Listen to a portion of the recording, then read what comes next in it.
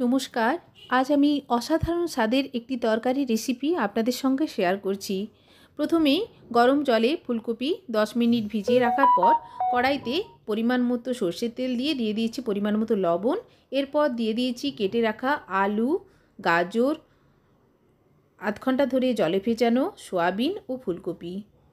যেহেতু লবণ অ্যাড করা আছে তেলের ওপর, লবণ আর অ্যাড করলাম না। ভালো করে নাড়াচাড়া করে ঢাকা দিয়ে দিচ্ছি গ্যাসের ফ্লেম লোতে রেখে।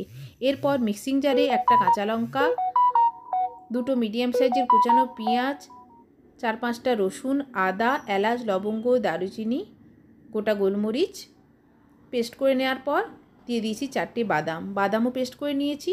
অপরদিকে ততক্ষণে সমস্ত সবজি হালকা করে ভাজাও হয়ে গেছে, তেলের সঙ্গে কষানোও হয়ে গেছে। দিয়ে দিচ্ছি তেলের ওপর 2-আধখানা করে তেজপাতা, গোটা জিরে ফোড়ন 1 চামচ মতো ও পেস্ট করা মশলা অ্যাড করে দিয়েছি।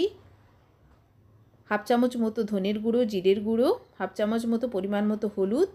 মশলাকে অনবরত নাড়াচাড়া করে নিচ্ছি। এরপর একটা মিডিয়াম সাইজের টমেটো অ্যাড করে আবারও নাড়াচাড়া করে মশলাকে খুব ভালো করে কষিয়ে নেওয়ার পর ভেজে রাখা সমস্ত সবজি সমেত সয়াবিনও এর ওপর দিয়ে দেব। এরপর আবারও নাড়াচাড়া করে মশলার সঙ্গে কষিয়ে নেওয়ার পর দিয়ে দেব এখানে ঢাকা খুলে আবারও নাড়াচাড়া করে পরিমাণ মতো জল দিয়ে আমি সবজি সেদ্ধ করে নেব।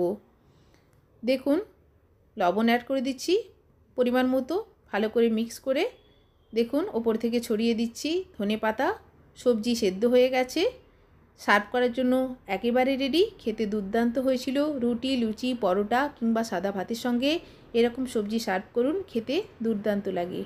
রেসিপি ভালো লাগলে অবশ্যই